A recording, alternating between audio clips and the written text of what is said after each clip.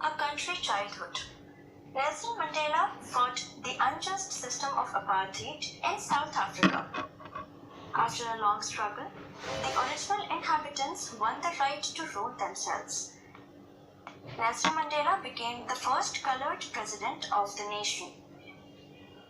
My mother presided over 3 huts at Kunu.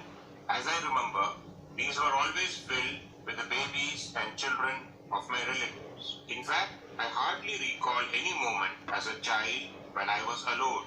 In African culture, the sons and daughters of one's aunts or uncles are brothers and sisters, not cousins. We have no half-brothers or half-sisters or aunts or uncles. My mother's sister is my mother. My uncle's son is my brother. My brother's child is my son. Of my mother's 3 huts, one was used for cooking, one for sleeping, and one for storage.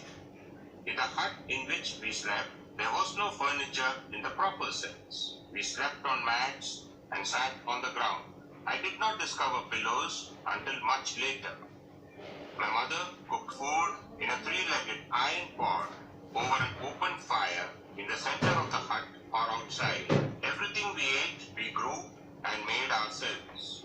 From an early age, I spent most of my free time in the well, playing and fighting with the other boys of the village.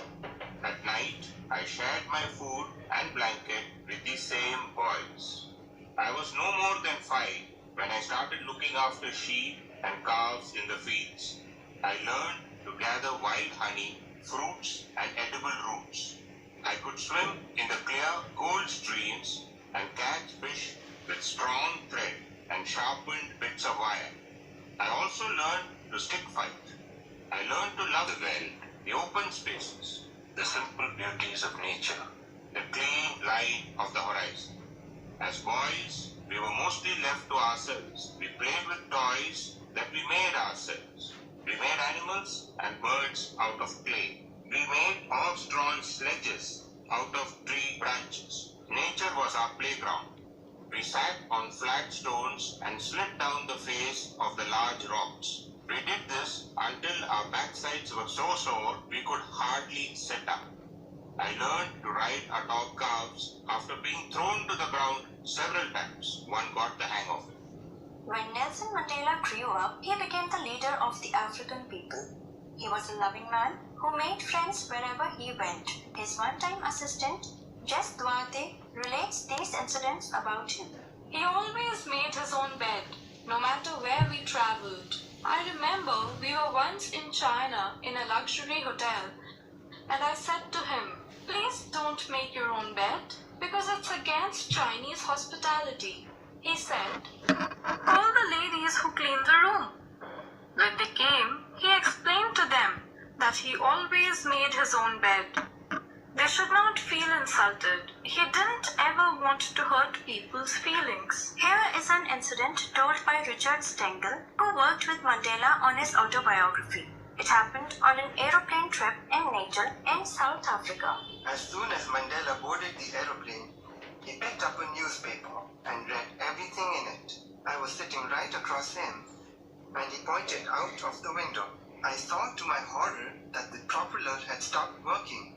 He said calmly, "Richard, would you like to inform the pilot that the propeller isn't working?" I walked to the front of the plane and found that the pilot was well aware of it. He asked me to go back to my seat and sit down. They had called the airport and the ambulances were there. I went back and told Mandela that. He just listened and said, "Yes." The plane landed without any trouble. Nelson remained calm throughout the trip. He never changed his expression. As we came out of the airport, he said, "I was really scared up there."